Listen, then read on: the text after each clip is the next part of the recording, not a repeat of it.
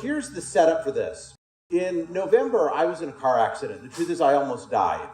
And I've been playing with this idea, the dark side of leadership, for a number of years. So I've been mentored by the people that are top in the field of leadership. And this subject, that leadership has something to do with things about ourselves that we don't like, is what we talk about when we get together. And I heard one of them say, won't say which one, we couldn't have this discussion in public. Well, why not? Because people aren't ready for it. I actually don't think that's true. I think the world is ready for this subject. If you want to be a leader that changes the world, then you have to look at aspects of yourself you don't like and to bring those into integration or at least communion with the parts of yourself that you do like. I've only spoken about this subject once before, and that was honestly in prep for this. So it is a real honor and a privilege to be here today. So again, we're here to talk about the dark side of leadership. I put my Twitter handle up there. What today is going to be about is a series of actions, our little time here together. I'm not going to give you theories. I'm not going to give you models. Here's what I will promise you, that by the time we're done, each of you will have 2 possessions that you do not currently have. And this is not a gimmick. I'm not talking about a t-shirt or a mug. Those things are wonderful. That's just not what I'm talking about. 2 things that you need to have that you may not have in as much abundance as you will have. And some of you will get a bonus 3rd. The goal by the time we're done with Awesomeness Fest is for every single one of you to have all 3. So here's what you're going to get today. Number 1, you're going to find a new source of motivation, a new source of energy in yourself that you can unlock, that you can unleash. You are going to become, there's no nice way to say this without using a bad word, a badass. You are going to become a badass, but in search of something noble. Put that together, and that is the essence of the dark side of leadership. And you will become one of those people who changes the world. Kind of bold promises. You've just had lunch. We're going to do this on an exploration. This is not going to be me talking and you perhaps taking notes. We are actively going to find, as I mentioned, 2 of these 3 things together for you as an individual. So today is going to be a series of actions, things that I'm going to ask you to do. And this is the first one, to find one of your core values. Now, what the heck is a core value? I've written a lot on the subject of core values, as most people have in the field of leadership. Frankly, most people, when they talk about core values, have no idea what they're talking about.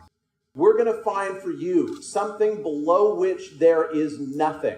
That is the definition of a core value. We're going to do this together. We're going to do this interactively, and you're going to make some new friends along the way.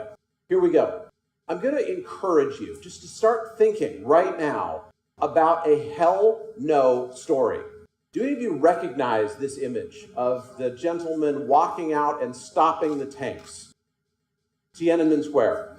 Now, I don't know what happened to the man. I've heard different people who say they know. I think the truth is we don't know what happened to him. I've heard that he was imprisoned. I've heard that he was killed. I've heard that he's living abroad now. All we know is that during Tiananmen Square, just before the massacre, a man walked out whose identity we didn't know, we the world, and this very slight man walked in front of these tanks and he put out his hand and they stopped. Now that was craziness, right? Someone walking out and stopping a row of tanks. They didn't know what to do. So they stopped and the tanks all backed up. And of course we know what happened. Did he end it? No. But he is a person who stood up. So I'm going to ask you to find a story as you search back over your own mental files here of a time when you said not just no, but hell no. We are not going to do that. We or I am going to go down this other road. Now let me tell you just one of mine. It's not as dramatic as this. I was an assistant professor at USC, and people who I worked with encouraged me to do a lot of research. Okay, research is good. Now the way it is done in academic institutions, if you don't know, is here's kind of the game, and I'm going to be a little bit sarcastic with it. Write things that maybe 6 people will read, and then do that again, and then do that again for about 10 years. And at the end of doing that, we will make you a full professor with tenure and blah, blah, blah, blah, blah, at which point you can actually do the things that you really want to do. Well, let's see, let me think about that. How about no? In fact, how about hell no? How about we start doing it right away? That's what I said. And I had people around me who were empowering me, giving me the courage that it took to say no to a tradition that has hundreds of years of support behind it. Now, I am a professor at USC, but I never went down that road. I started doing things instead immediately that spoke to myself, that spoke to other people. So let me just see by show of hands. I'm not going to pick on anyone.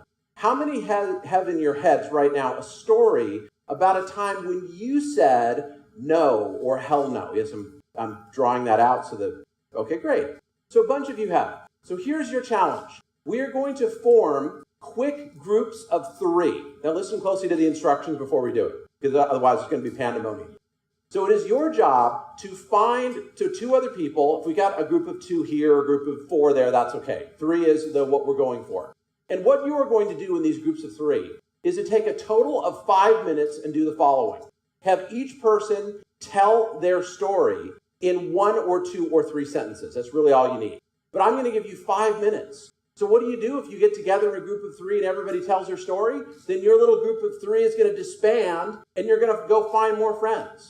And you're going to tell them their story and you are going to hear theirs. So everybody just leave all your stuff where it is. Please stand up. Go find 2 people and tell them and listen to their hell no story. You have 5 minutes. I mentioned we are going to find 2 possessions and possibly a bonus 3. We have not yet gotten to any of them. So my mentor at USC is a gentleman named Warren Bennis, often credited with putting the field of leadership on the map. And one day I was talking to him at the faculty center at USC.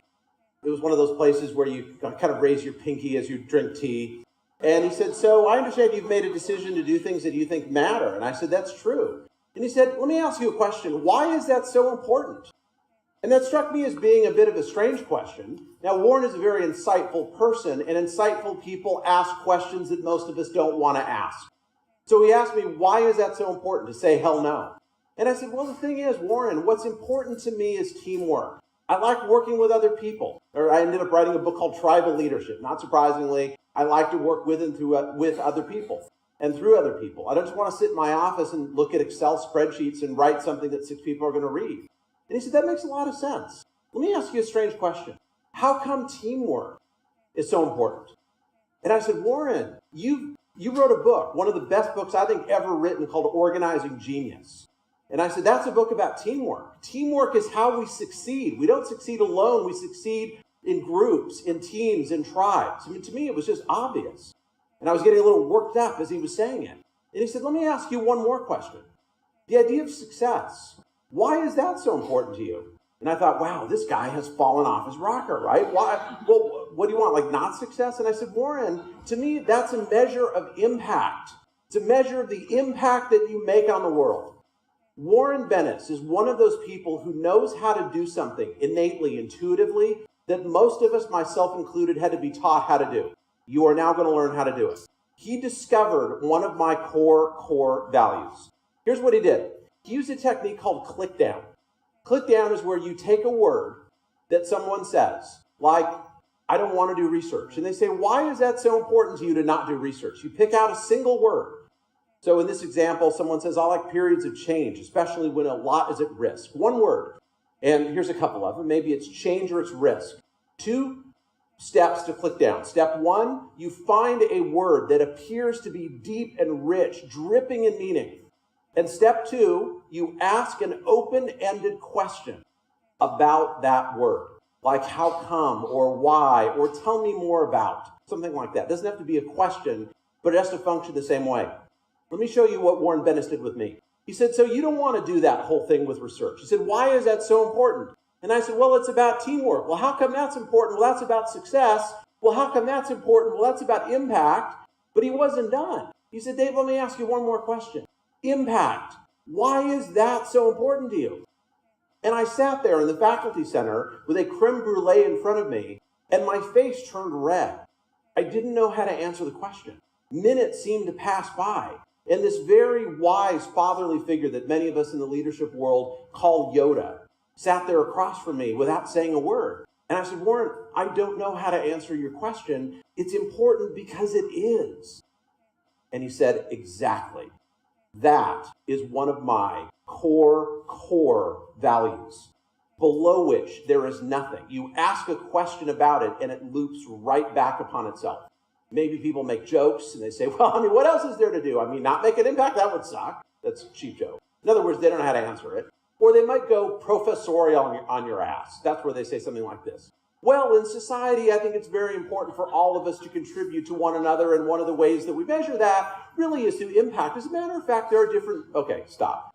What that translates to is, I don't know, but you're looking at me, so I feel like I have to say something. You've gotten to a core value. So here's what we're going to do. And this time, we're going to speed things up a bit. I'm only going to give you 3 minutes for this. Let me explain what we're going to do first. This will lead to possession number 1. I promise you 2, possibly 3. This will lead to possession 1, which is a knowledge of one of your core values. The thing that for you, you must never trample on, that you must never in any way dent or damage. It is the reason you are here. It is who you are. Not just this one. We all have many. We are going to find one. So you're going to go up to someone you did not talk to in the first time we did this. And you're going to say, here's my quick story. Summarize it in a sentence, no more. And another person in that group of 2, remember they're going to be little groups of 3 here, is going to say, so you mentioned that that's important to you. Tell me why that is. And you'll answer. And then they're going to do it again. And you're going to continue until either we run out of time or you notice that loop around effect. And you won't know how to answer it. You might even feel stupid. Your face might turn red. You might make a cheap joke. That is a core value. And when you've done that, you're going to rotate and you're going to rotate again. It is your job in 3 minutes, and I'll tell you when this starts, to number 1, find 2 other people. That makes a group of 3. And number 2, to find the core value of the other 2 members of that group of 3. It is their job to make sure you find yours. I'm going to jump off the stage here. I want some of you to tell me what you came up with for your core values. Come on back. Belief. Okay, so raise your hand if you got one. What'd you say? Belief. Belief. Thank you. What'd you say? Justice. Notice, we are talking about the most important thing you could ever talk about to a group, which is their core values. What's one of yours? Justice. Community building. Connection. Soul expression. Now, if you hear somebody else has yours, then you want to go beat them up because they stole... No, I'm just kidding. Great partnerships happen where you find other people who share your values. Who else has got a value? Yes. Storytelling. Being authentic. Taking care of your family. Responsibility. Integrity. Same? Okay. You say, oh, shoot, integrity. Who else? Yes. Purpose in life. Freedom. Love. Happiness. And you've got the tattoos, too. I love that, right? Okay. Yes. Honesty. So these are core values. Yes, please. One more time. Perfection. So these are values. Now, this is the first possession. You're going to walk out of here with a core value. Action number 2. This is the fun one. You're going to, if you will, take that value, that core value, and you're going to wrap yourself around it. And you are going to look out at the world and you are going to notice what is royally screwed up. Now, I don't mean just bothers you because it bothers you. It violates your core value. I will tell you mine. This is what gets me out of bed in the morning. This is a dark side subject because it involves anger and rage and hostility and frustration. I am a professor of management. I have been for many years, almost 20. The state of corporations, of organizations, including governments and nonprofit, is that they suck. Now, that's funny, right? How many of you know exactly what I'm talking about? By a show of hands. To someone whose core value is impact, I look at organizations, a group of people, and I say, you've got to be kidding. That's what you're doing. That's how you're spending your time in these meetings that accomplish nothing, doing things that take human talent and waste it. We can do better. We must do better. That has to stop, and it has to stop right the hell now. That is my outrage. Your job is to find one of yours. We all have many. So what is an outrage? It is a specific situation in the world that violates your core value, that trips over it. It doesn't just make you a little irritated, it royally pisses you off. Mother Teresa was pissed off when she saw how the dying and the children were being treated in part of India. It did not just bother Martin Luther King that people of color in my home country had to move to the back of the bus. That wasn't just interesting gossip. That was something that had to change, and it had to change right the hell now. And for those of you who value connection or justice or harmony, you look at that and you feel his passion, you feel the rage. You look at Lincoln, when slavery became a burning issue. Here is the truth. I spend my time studying, hanging out with some of the best leaders in the world. I'm not going to drop names, but they're the people you're probably thinking of. I cannot come up with a single exception to this rule. Great leaders are pissed off. You need to be pissed off, but for the right reason, not by a value. A value is like, well, my room should be made up. I went back to my room and it wasn't made up. I'm outraged. No, that's a value. It's got to be a core value, something like justice, something like impact. And you see something in the world where children aren't learning, where there's a lack of harmony, where there's a lack of organizations working together. And you say, this isn't just offensive to me. I feel like I am on the planet to do something about that.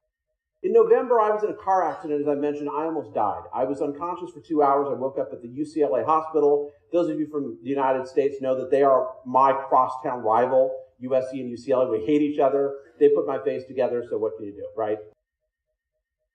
As I kind of drifted back, it occurred to me that I came back for several reasons. I came back for my family. I came back for my wife and our 2 children. I came back because I'm a teacher, because, that's what there is to do. But one of the big reasons is I kind of drifted through the fog that included, among other things, tequila shots, because that was why I was in a taxi, because we had been doing tequila shots, and morphine, because I was pretty mangled, was the thought that I came back to do something about the state of organizations, that it must stop, and it must stop now.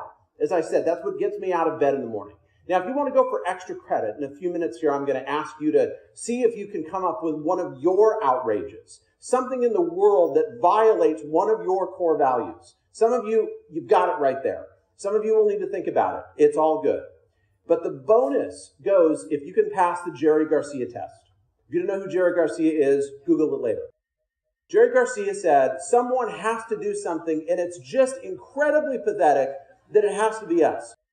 So I was saying to Warren Bennis the other day, why is it that the two of us, this man that I deeply respect, he's in his 80s, his late 80s, and me are trying to do something about the state of organizations. And I'm not saying we're the only ones. There are many of you are in this room. But how incredibly pathetic that the most important human invention ever, the organization, is so mangled, and it has fallen to us to do something about it. It's almost kind of comic relief. Why did it fall to Mother Teresa, of all people, to do what she did? Why did it fall to Martin Luther King? Why did it fall to Lincoln or Churchill or Gandhi? And the answer is, I don't know. It just kind of did. And so for you, you've got this outrage. And are you up to it? No, you're not. The truth is, you're not. But you're going to do something about it anyway. Because the people that I just mentioned, they weren't up to it either. So, how many of you, as I talk about this, say, yeah, I know what my outrage is. I've got it. What's yours?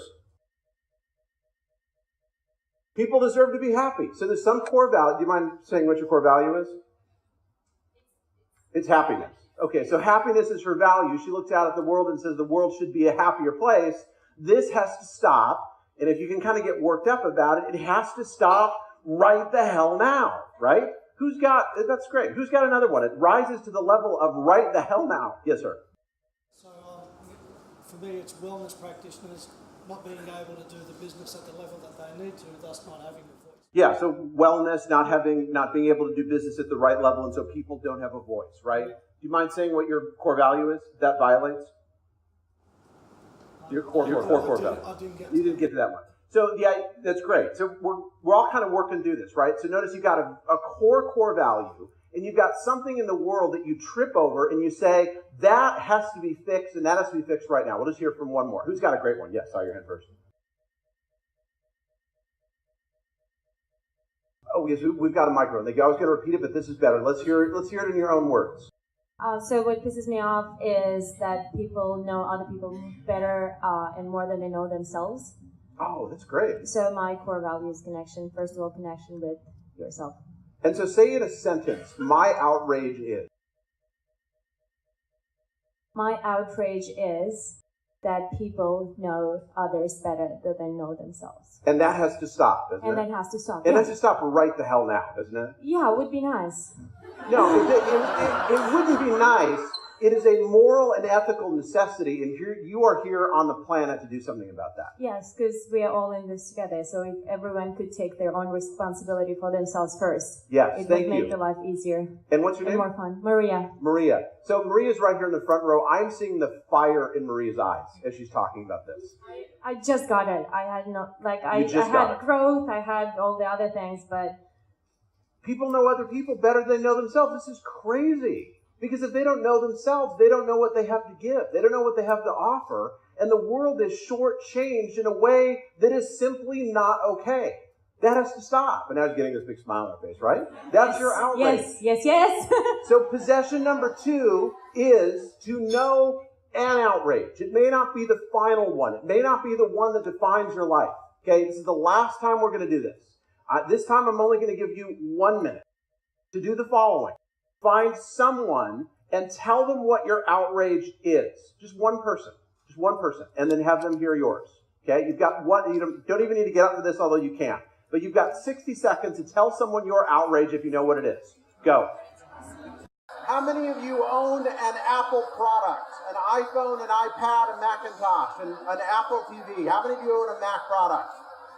Notice the hands around the room. Here's a question. I want to see if any of you can figure it out.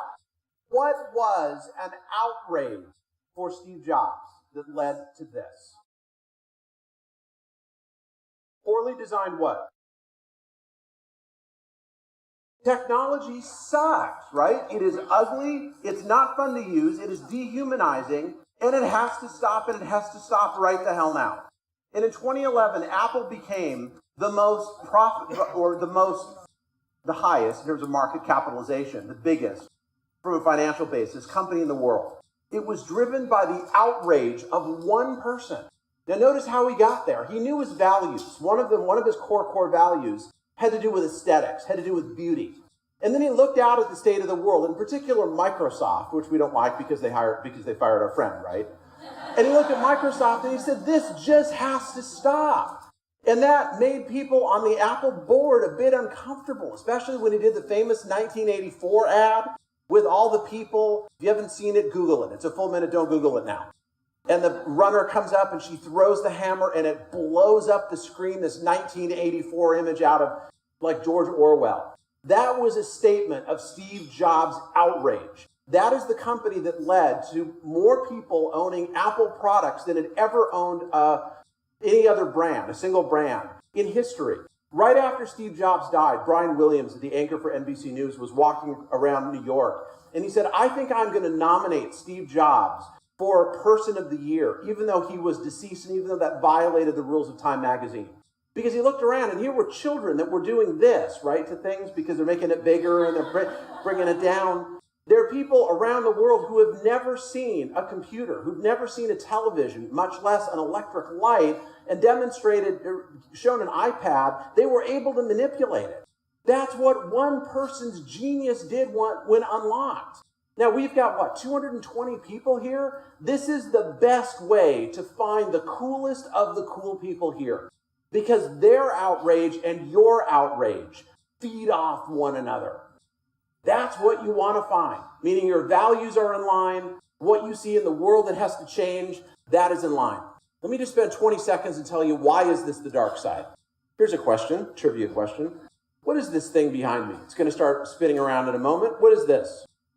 Did you know that until 1959, no one knew what the backside of the moon looked like? Of course, the famous Dark Side of the Moon, if you know the Pink Floyd album. 1959, the Soviets mapped it with a probe that went around. Until then, no one ever knew what the backside of the moon looked like. You might say, well, doesn't it spin? No, actually it doesn't. It's the same side that always faces the Earth. Now, the moon is a traditional symbol of leadership. And here's my point. We spend most of our time talking about the happy stuff. This is the bright side of the moon. Like aspirations and my core values and oh, that's wonderful. And the bunnies and the wolves are holding hands and they're singing, we are the world together and let's all give each other big hugs and let's just go drink right now and roll around in the sand. And this is all just wonderful. Let's sit down. Let's meditate. Let's say Om. Now, I'm not saying that any of that is wrong. In fact, you want to do more of that. And if what I just said makes you uncomfortable, then you need to spend more time on the light side. Light side. There is also the dark side. Crisis. Last straw. This has to change. If you want to see what I mean by the dark side of leadership, which is where these two things collide, the light and the dark, look at the Steven Spielberg movie of Lincoln. When people said, Mr. President, it's time for you to table this whole 14th Amendment, which was the amendment that ended slavery. We're not going to get it through. There must be more expedient time. And in the next 60 seconds, the actor who so embodied Lincoln captured that spirit of nobility, of aspirations, channeled into this issue, where he said, no, it must happen. We keep saying it'll happen later. We've been saying this for how long, and yet it doesn't change. It is a moral necessity. It must happen. And this gentle soul pounded the table. He said, this must happen now. That is the power of bringing together the light side and the dark side. If you bring them together, you can change the world. To use a different analogy, it's a battery. Many of us in leadership spend time only connected to the happy side, the positive pole. You've got the negative pole. When you put them together, that is your outrage. It is a collision between everything you hold dear and the state of the world. There are people in the world that will say the world is perfect. The world is fine. The world doesn't need to be changed. There are other people who say the world is monumentally screwed up and it must change right now. I want to suggest they're both right. The world is perfect. The world didn't need me to come back after my accident. If something would have happened to Gandhi or Mother Teresa or any of the other figures, it would have happened. It needed to happen. It was going to happen. See, the world doesn't need you to do it, and yet ironically, the world needs you right now. That paradox is where leadership comes from, is where leadership arises. So all I'm asking you to do right now, I'm just giving you this because some of your brains need to churn on this, is I hope that you now have a couple of possessions, and we still have about 10 minutes. Possession number one is a core value, a statement in a word or two or three of why you're here, of what you are put on the planet to do. And you want to honor the goodness, the aspirational nature of that. And the second thing, the second possession, is a sense of outrage. Not just something that makes you angry, but it makes you upset because it violates what you are here on the planet to do. I spend a lot of my time traveling around the world. I've been to KL, Kuala Lumpur, many, many times. And I was talking with a senior member of the government there many years ago. She since left the government. She worked in the UN for many years. And she said, you know, what really bothers me is around some of the villages in Malaysia, there are children who do not have access to education. Another one of my core values is learning. I wanted to quit what I was doing right then and join with her to go into these villages wherever they were and to give things to them, to give them education, to give them technology. And I came back to the United States and I was talking with a friend of mine whose name is Paul Fromer. He was on the faculty at USC at the time. He's now retired. And I said, Paul, I just came back from Malaysia. Did you know? And I told him the story. He said, Dave, I was in the Peace Corps. He's a bit older than I am. He said, I went to Malaysia. I made friends. I know exactly what you're talking about. That's why I put my life on hold to go do that. And one of the things that I learned from all of that time in Malaysia, about how wonderful it is the power of language. Let me tell you something else. When children have access around the world to English, their lives change. Paul is a linguist, among other things. As a matter of fact, he's very well known for something. How many of you have seen the movie Avatar? Paul invented the language in Avatar. His name was Paul Fromer. You can look him up. He's been a friend of mine at USC for many years. So why am I bringing this up? Because out of that outrage, out of that clash, when you're doing stuff, really creative stuff emerges. Like one day he was talking to somebody who then in turn repeated the conversation before he knew what was happening. He and James Cameron were talking about what this language might look like. Today, when someone proposes a word or a concept in that language, Dr. Fromer, who's got his PhD, is the ultimate arbiter. And he's now quit USC to tend to that language full time. Isn't that amazing? When you find your outrage, the most miraculous, cool, dare I say it, and I'm from Southern California, so I can, awesome things happen. Okay, the third action, and this is one that this is the bonus one. So some of you are going to know exactly what I'm talking about, and others of you I'm going to confuse. Just know in advance as part of the design. Let me tell you what a great gift is. A great gift is something you have, we all do, and it has three characteristics. Number one, it has no off switch. You cannot not do it. It is on all the time. In fact, you might say, it's on all the effing time. I really wish it would turn off, but it won't. It drives me crazy. It keeps me up at night because it keeps gifting. That's what it does. Number two is it gets you in trouble if you let it. And the truth is, even if you watch it, it still gets you in trouble. And number three, you might remember a moment, like for me after my car accident, when it went away. Let me tell you what one of mine is, and I want to see if anything bubbles up for any of you. One of mine is that I cannot not see potential in people, in organizations, in groups. I looked at this conference and I said, there's amazing potential. I have to go unlock it. That's what I do. Notice that's different from a value. It's different from an outrage. It is a great gift. You might have been born with it. You might have developed it. I don't know where they come from. Question for somebody else. But the point is, you've got one of these. There's a woman I work with named Carrie Kish, whose great gift is opportunity. She sees it, she connects it, and she is constantly getting herself in trouble, as you can imagine. There's no off switch. Now, for me, I remember a meeting that I was sitting in. It was probably around 1995, and I was just getting over a terrible flu.